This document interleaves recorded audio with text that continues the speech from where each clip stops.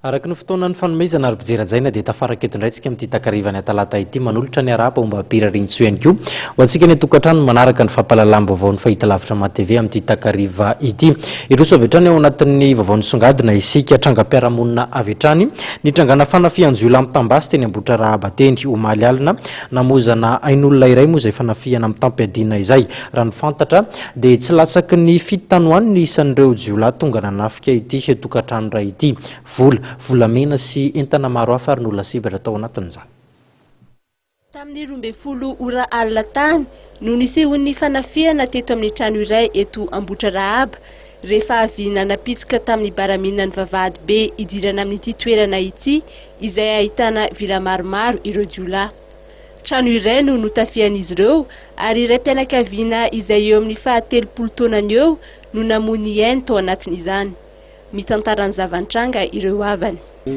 Tany amin'ny amby folo alina teo angamba no nisy nanafika izany tataminay dia rehefa tonga zareo dia mivoavoa ny alika dia rehefa naheno an'izay tatatrano dia nandrehitra projecteur dia nirehitra ilay projecteur dia nisendra nijery teo am-baravarakely ny zanakay dia avy eo am-baravarakely teo tonga dia voatifitra.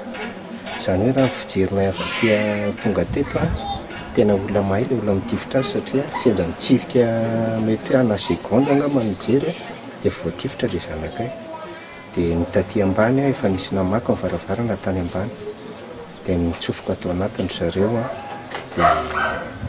dia nitaty ivelany moa izany nisy niambina daholo taty ivelany tafatsofoka atao anatiny zareo dia mbola nijery niakatra tany ambony tao amin'ny trano fandriana ilay zanakay dia nahita ilay zanakay nitsirara teo dia sasany nanontany vola dia nisy ny sasany mbola nitifitra an'ilay zanakay mitidina 30 taona manjanaka teo. Nisy olona firy tao an-trano nandritra ny sehon'izay fanafiana izay? Misy 10 mianaka ny tao. Ilay izy ilay zana sy ilay vadiny koa nokapohany tamin'ny foto-basy satria nalainy daholo ny vola sy ny volamena no nalainy tao. Ireo izay mipetraka manodidina moa dia nisy no nahatazana ihany ny fihetsikareo jiola amin'ny tambatsy fa tsy hafanetsika. Voamarika fa nisarotava ary nitondra kalaka izy ireo. Nisy ny fanairana ny fitondram-panjakana izay nataon'ny fianakavian'ny manamanjo. Misy moa izany ilay nahita teto hoe fa tsy afaka hanetrika ilay olona manoloana n'ilay fitaovam-piadiana hoentin'ilay jiola. Ka io mba tiana anairana sain'ny mpitondra fanjakana hoe tena mijaly ny vahoaka raha ohatra an'izao satria tena mitaitaina tena mienjana nazo an'ilay zanakay izany.